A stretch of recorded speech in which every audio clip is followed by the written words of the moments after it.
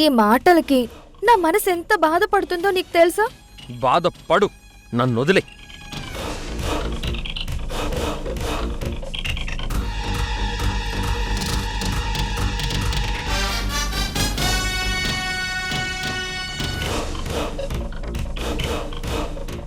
నిషా, నిషా, నిషా.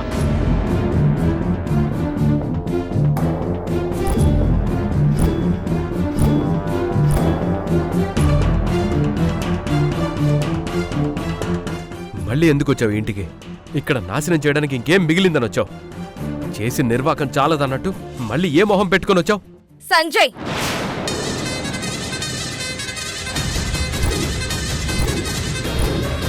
కొంచెం గొంతు తగ్గించుకొని మాట్లాడు. నీకు నచ్చినట్టు అరవడానికి ఇది నీ ఇల్లు కాదు, నా ఇల్లు. అయినా నా ఇంట్లో నేనుంటే మధ్యలో నీకేంటి నొప్పి? అసలు నన్ను వెళ్ళిపో అనడానికి నువ్వెవరు? నీకు నాకు సంబంధమేంటి? నేను ఒక ప్రెగ్నెంట్ లేడీని. నువ్వు నా మీద అరిచినా, నన్ను బయటకు పంపించాలని చూసినా ఇప్పుడే ఇక్కడే ఈ నిమిషమే ఉమెన్ ప్రొటెక్షన్ సెల్ కి కాల్ చేస్తాను. నిన్ను మళ్ళీ జైల్లో వేయిస్తా. చూడు సంజయ్, నీకో విషయం చెప్పనా? ఒక మగాడి అరుపు కంటే ఆడదాన్ని ఆలోచన వెనుకున్న ఆవేశం చాలా భయంకరంగా ఉంటుంది. నువ్వు ఇలానే అరిస్తే నా ఆవేశాన్ని చూడాల్సి వస్తుంది, గుర్తుపెట్టుకో.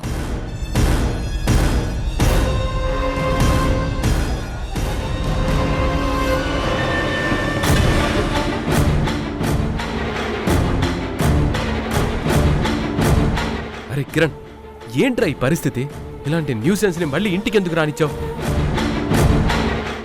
అసలు ఈ నిషాకింత ధైర్యం ఎక్కడి నుంచి వచ్చింది? ఒక ఆడది బరి తెగిస్తే మగాడు ఎంత నిస్సహాయ పరిస్థితిలో నిలబడిపోతాడో నాకిప్పుడు అర్థం అవుతుంది. నేను చేసిన తప్పును అడ్డం పెట్టుకొని తను ఆడుతున్న నాటకం కూడా అర్థమవుతుంది. అన్నీ అర్థమవుతున్నా ఏం చేయలేని పరిస్థితిలో ఉన్నాను. లేదు కిరణ్, నిషా ఆడే ఈ నాటకానికి త్వరలోనే ముగింపు పలకాలి. అది నేను చూసుకుంటా, నువ్వు ధైర్యంగా ఉండు.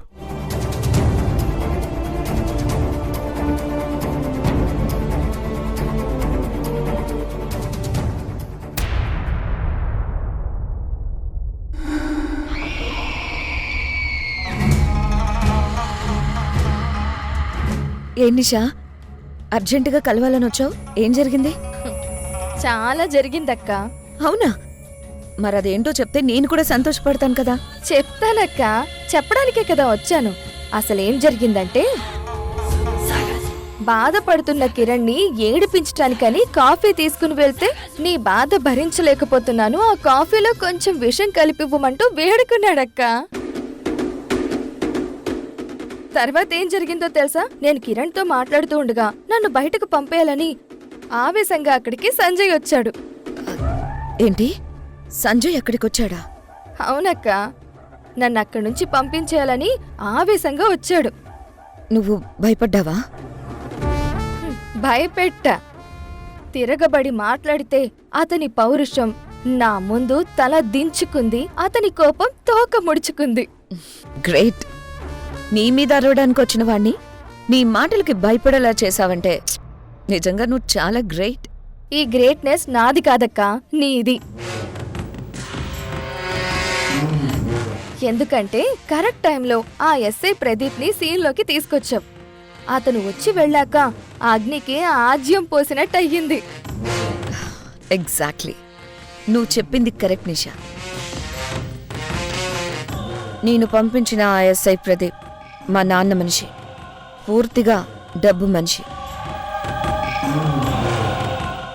డబ్బిస్తే చాలు మనిషిని చంపడానికైనా సాక్ష్యాలు తగలబెట్టడానికైనా సిద్ధపడతాడు. ఆ ప్రదీప్ అలాంటి వాడని తెలుసు కాబట్టే ఆ రోజు నువ్వు వాడిన సూసైడ్ డ్రామాని హ్యాండిల్ చేయగలడని పంపించాను. వాడి చేత కిరణ్ని నీ భర్తగా రికార్డ్స్లోకి ఎక్కించా. అవునక్క, ఎస్ఐ ప్రదీప్ వల్లే మన పని ఈజీ అయిపోయింది. అయితే ఆ కిరణ్ని నీ గుప్పెట్లో పెట్టుకోవడానికి మనకిదే రైట్ టైం. ఎందుకంటే వాడి పరువు ఎక్కడ పోతుందోనని భయపడి ఆడదానివైన నిన్ను బలవంతంగా బయటికి పంపలేడు. నువ్వు మాత్రం అస్సలు వరీ కాకు నిషా. ఇప్పుడు నువ్వు కిరణ్తో కలిసి ఒకే ఇంట్లో ఉంటూ ప్రూఫ్స్ అన్నీ క్రియేట్ చేసుకుంటున్నావు. రేపొద్దున కోర్టు మెట్లెక్కినా లోకం అడిగినా కిరణ్ నీ మొగుడు అని చెప్పడానికి మన దగ్గర బలమైన ఆధారాలుంటాయి. అప్పుడు ఏ అడ్డు లేకుండా నువ్వు కిరణ్ భార్యగా కంటిన్యూ అవ్వచ్చు. అలాగే అక్క, ఉరుముకు మెరుపులాగా నువ్వు నా తోడుంటే నాకింక భయం ఎందుకక్క?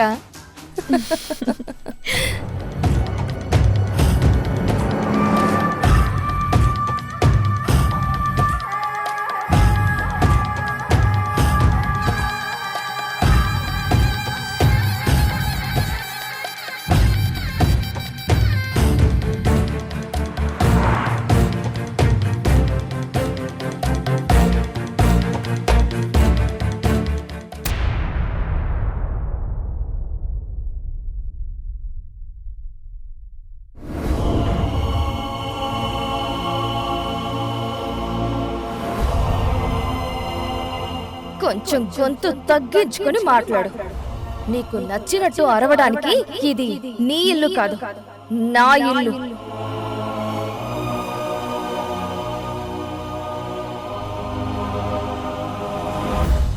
అయినా నా ఇంట్లో నేనుంటే మధ్యలో నీకేంటి నొప్పి?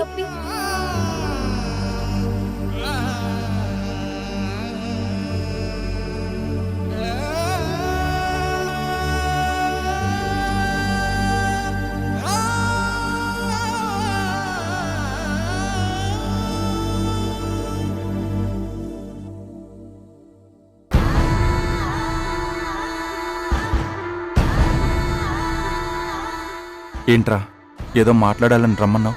దేని గురించి?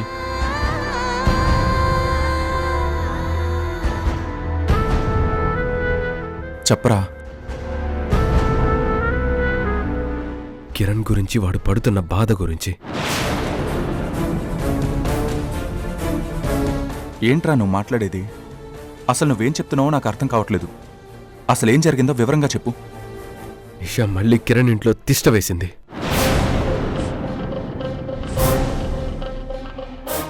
ఏంట్రా నువ్వు మాట్లాడేది? ఆ నిషా కిరణ్ ఇంటికొచ్చిందా? అవునరా. ఇప్పుడు నేను ఎక్కడుంటున్నానో తెలుసా? నీ ఇంట్లో, నీ ప్లేస్ లో. ఒక రకంగా కిరణ్ పక్కన సెటిల్ అయిపోయాను.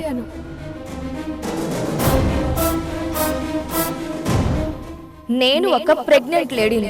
నువ్వు నా మీద అరిచినా, నన్ను బయటకు పంపించాలని చూసినా ఇప్పుడే ఇక్కడే ఈ నిమిషమే ఉమెన్ ప్రొటెక్షన్ సెల్ కి కాల్ చేస్తాను. నిన్ను మళ్ళీ జైల్లో వేయిస్తా.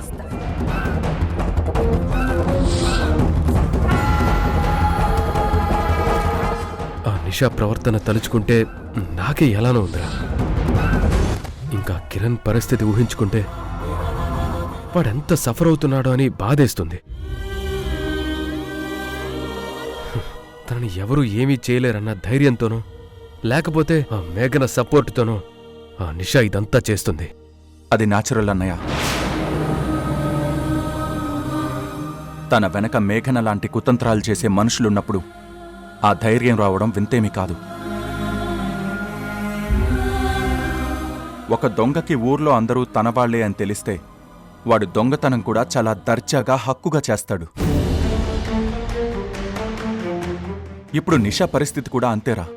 తను చేస్తున్నది తప్పని తనకి తెలుసు.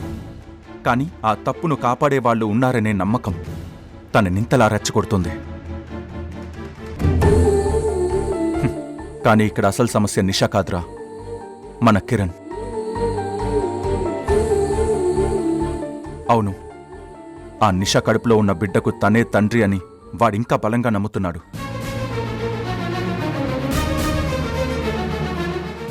ఆ నమ్మకమే వాడికి ఇన్ని కష్టాలు తెచ్చిపెడుతుంది. ఇన్ని అబద్ధాలు చెప్పిన నిషా ఇప్పుడు బిడ్డ విషయంలో కూడా అబద్ధం చెప్తుందేమో అన్న కోణంలో వాడు ఆలోచించడం లేదు. నువ్వు చెప్పింది నిజమే అయి ఉండొచ్చు తరుణ్. కానీ వాడలా బాధపడుతూ ఉండాల్సిందేనా? పరిస్థితి అలాగే ఉందన్నయ్య. వాడు ఆ నిషాని పెళ్లిదాకా తీసుకెళ్లాడు. ఆ విషయం పబ్లిక్ అందరికీ తెలుసు. వాళ్ళిద్దరి మధ్య ఏదో ఉందన్న దానికి ఇంతకంటే పెద్ద ఎవిడెన్స్ ఏముంటుంది? ఈ పాయింట్స్తోనే ఆ నిషా మన కిరణ్ పరువు తీయడానికి కూడా సిద్ధపడుతుంది. అలాగే వాణ్ణి లీగల్గా కూడా లాక్ చేసేసింది. వాడసలు నేను తప్పు చేయలేదని నమ్మి ఉంటే ఈరోజు పరిస్థితి ఇంకోలా ఉండేది. కానీ ఇప్పటికీ వాడు ఆ తప్పుని చేసినట్టుగానే ఫీల్ అవుతున్నాడు.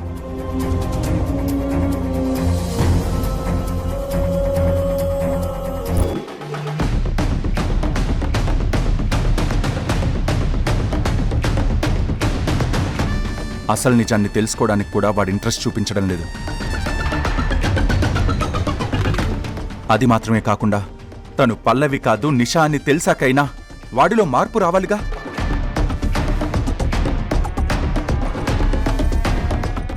కాని వాడు తప్పు చేశాడన్నది ప్రైమరీ పాయింట్ అయిపోయింది. మిగిలిందంతా సెకండరీ పాయింట్లా మారిపోయింది. వాడి మొండి నిజాయితీ వాడికి ఇన్ని ఇబ్బందులు తెచ్చిపెట్టింది.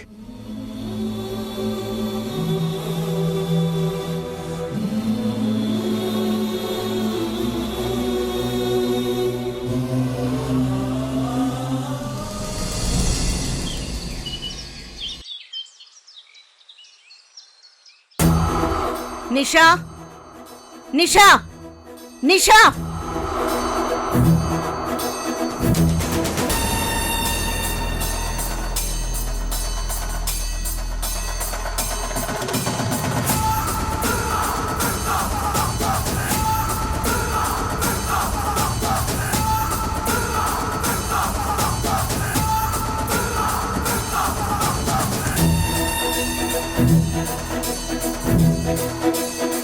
ఏంటత్తయ్య ఇలా వచ్చారు? కాబోయే మీ కోడలికి హారతివ్వడానికా? లేక పుట్టబోయే మీ మనవడికి కానుకలివ్వడానికా? నోర్ముయ్, నోర్ముయ్, నోర్ముయ్!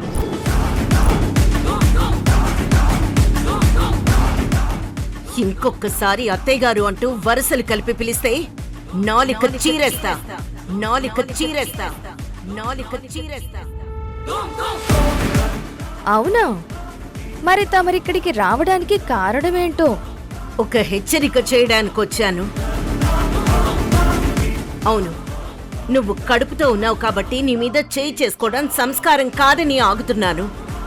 లేదంటే ఈ పాటికి నీ అహంకారాన్ని ఇంటి బయట పాతేసేదాన్ని. అవును, నాది అహంకారమే. అహంకారమే నా బలం. నా కడుపులో బిడ్డే నా ధైర్యం. అందుకే ఆ బిడ్డను దృష్టిలో పెట్టుకుని నీకు నువ్వు మర్యాదపూర్వకంగా ఈ ఇల్లు వదిలి బయటికి వెళ్ళిపోవడానికి 24 గంటల టైం ఇస్తున్నాను. ఏంటి? ఇంట్లో నుంచి వెళ్ళిపోవాలా? నేనెందుకు వెళ్తాను? ఇది కిరణ్ ఇల్లు, అంటే నా ఇల్లు. నా ఇంట్లో నుంచి నేనెందుకు బయటకు వెళ్తాను? వెళ్ళను.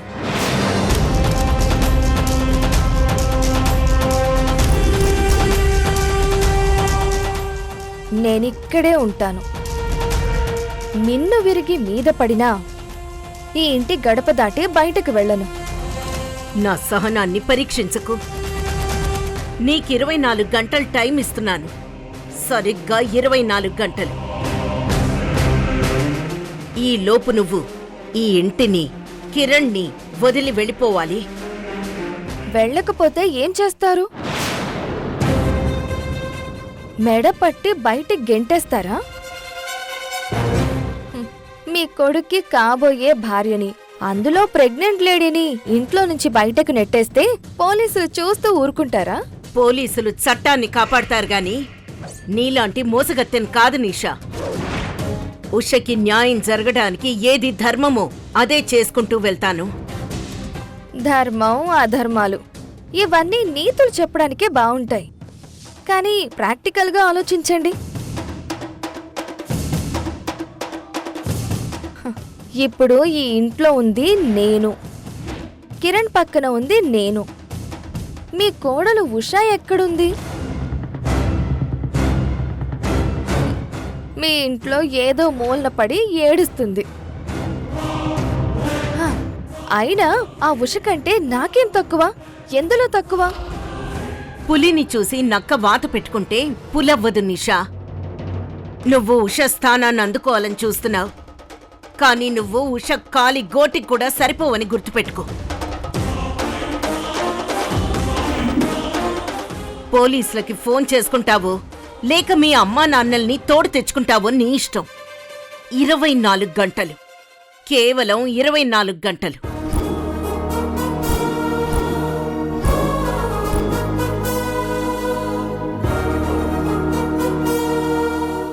ఆ తర్వాత ఒక్క నిమిషం అటు ఇటు అయినా ఈ కిరణ్మయి నుండి నిన్నే ప్రొటెక్షన్ కాపాడలేదు.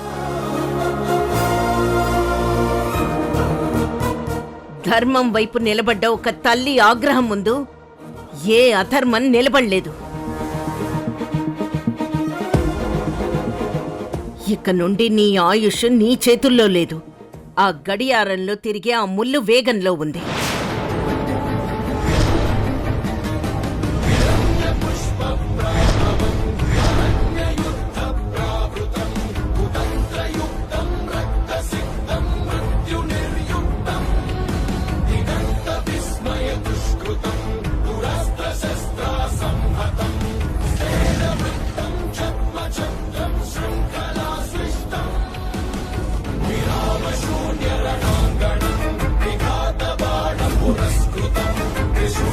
కిరణ్, చూసారా మీ అమ్మ నన్ను ఎలా బెదిరించి వెళ్తుందో? వీళ్ళంతా నన్ను రెచ్చగొడుతున్నారు. దీనికి ఫలితం చాలా ఘోరంగా ఉంటుంది. రేపు ఉదయం కల్లా ఇక్కడ సెక్యూరిటీ కోసం పోలీసులను ఏర్పాటు చేసుకుంటాను. నన్ను బయటికి పంపించడం మీ వల్ల, మీ అమ్మ వల్ల కాదు కదా, ఆ దేవుడి వల్ల కూడా కాదు. అగ్నిపర్వతం దగ్గర నిలబడి చలిమంటలు కాచుకోవాలని చూస్తున్నావు. అది పేలితే మొదట బూడిదయ్యేది నువ్వే.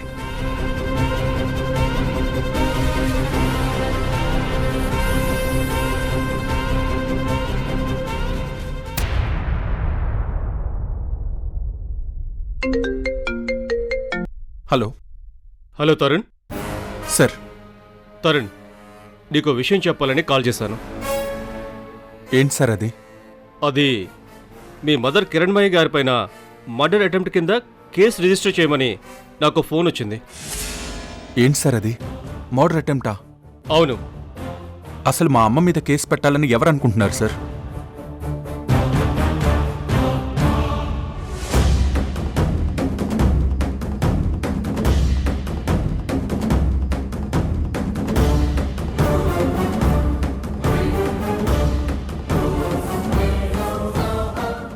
ఓకే సార్, మీరు చెప్పింది నాకు అర్థమైంది. Thank you. తరుణ్, ఏమైంది? ఎవరు కాల్ చేశారు? మర్డర్ అటెంప్ట్ అంటున్నావు, అసలు ఏం జరిగింది?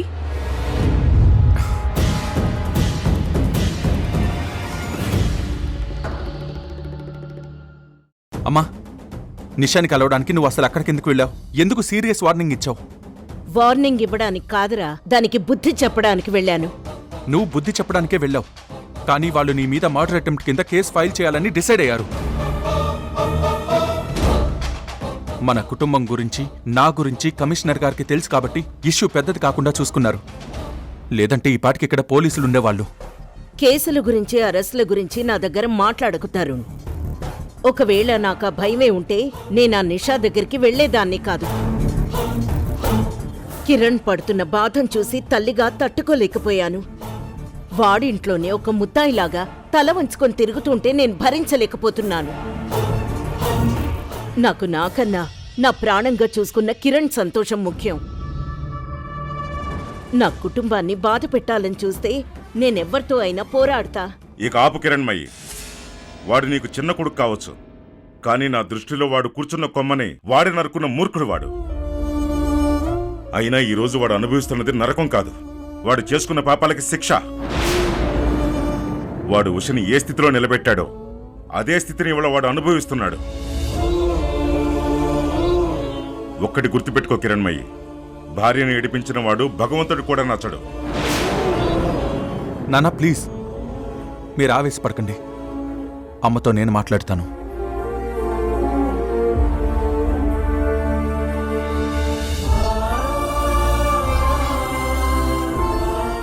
అర్థం చేసుకోమ్మా. నువ్వక్కడ నిషాకి వార్నింగ్ ఇచ్చి గడప దాటావో లేదో, నిమిషాల మీద ఆ మ్యాటర్ పోలీస్ డిపార్ట్మెంట్కి వెళ్ళింది. అసలది ఎలా సాధ్యమైందనుకున్నావు? మేఘన వల్ల.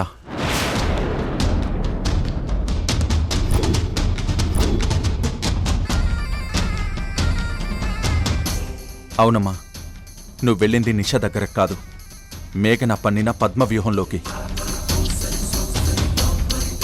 నువ్వు వెళ్ళడం, అక్కడ గొడవ జరగడం, వెంటనే మేఘన వాళ్ళ ఫాదర్ శంకర్ ఇన్వాల్వ్ అవ్వడం, ఇదంతా ఒక స్క్రిప్ట్ ప్రకారం జరిగిందమ్మా. ప్లీజ్ అమ్మా, అర్థం చేసుకో.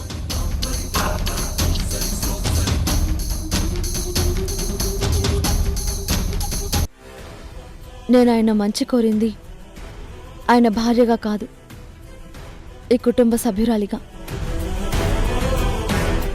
కిరణ్ మైకి పడాల్సిన జైలు శిక్ష నీకు పడేది. మేఘనా, ఇప్పుడు నీ బతుకు, ఆ నిషా బతుకు నా గుప్పిట్లో ఉంది. అన్నీ నా దగ్గర ఆధారాలుగా ఉన్నాయి. అలా నీ అహంకారాన్ని అణచడానికి ఆ భగవంతుడే నన్ను పంపించాడు.